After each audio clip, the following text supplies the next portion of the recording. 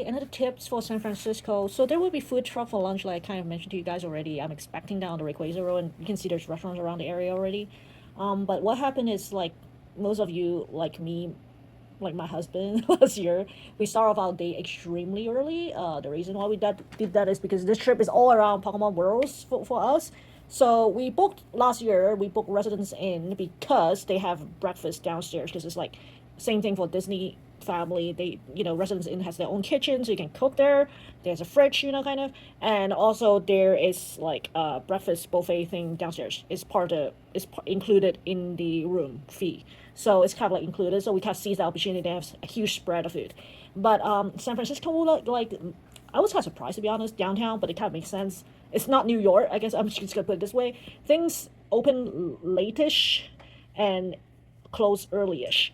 The reason why I said late-ish and early-ish because okay, I have meetings when I was in New York. I have meetings at like 7 a.m., which means I am grabbing breakfast at 6 because I'm not a morning person. I need to digest my donut and let it and move on from my sleep coma and still high in sugar before I go in a meeting, kind of the battle mode. So I like usually eat early and before I go on my days because otherwise I'm just like not digesting.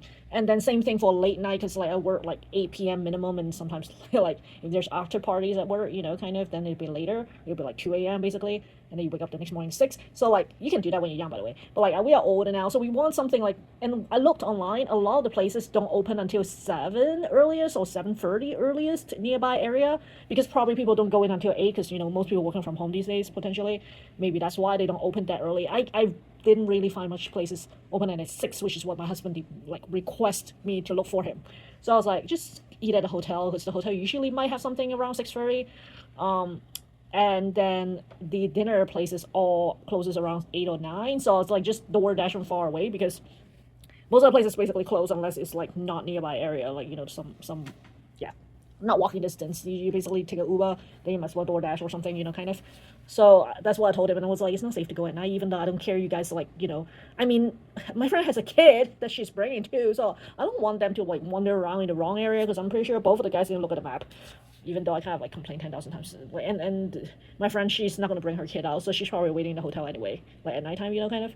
So it makes sense, kind of. Like I was like, just DoorDash at night. So just prepare like when you consider your dinner meal and your breakfast if that's important for you.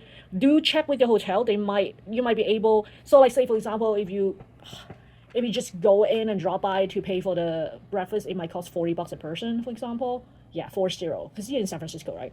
But ask them if you can upgrade your room potentially and get the free breakfast in that way, because it might be cheaper. I'm just saying, it might be cheaper than, because at least you get an upgrade room, because they're like probably overbooked anyway. You might be able to get the upgraded room and breakfast that way. Then you walk in and pay breakfast, because that's probably walk in and pay for breakfast is probably the least economic way, kind of comparatively. So check that out. Otherwise, like say the Groove, they open at I believe 7, if I'm not mistaken, or 7:30, I forgot. But like there's Mel's there too, so there are a couple of breakfast places, just they're not too early open, not too early, in that sense. Yeah, so check that out. But like lunch, you probably can just find something right on site. And dinner, there's like a couple of places that closes late, kind of. And again, you can always DoorDash. That's what we did last year. We were like trying to walk. I'm rolling my eye at this point. We were trying to walk around and have dinner like in a real like nice restaurant. I think one of the meal was like supposed to be celebration or something. I forgot what it was. Anyway, we were celebrating. So one of it is like kind of like can't get, well, I could if I cancel it, but it took me so long to book it. And then there's a Disney theme ones.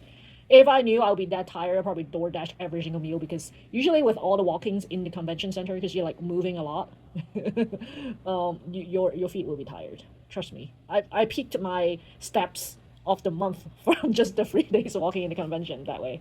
So yeah. So just saying. So wear comfort shoes, and yeah, just don't worry about lunch for sure. Just the breakfast and the dinner part a little bit.